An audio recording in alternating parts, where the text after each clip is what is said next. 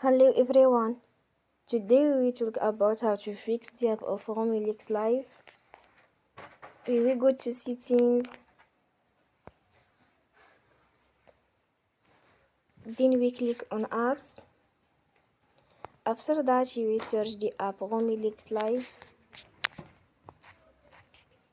and you will click. Then you will on for stop. After that you will go to storage. Then we click on clear cache.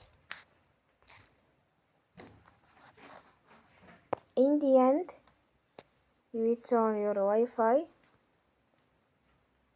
and you will turn again. Don't forget to support us by like and subscribe. See you next time and thank you for watching.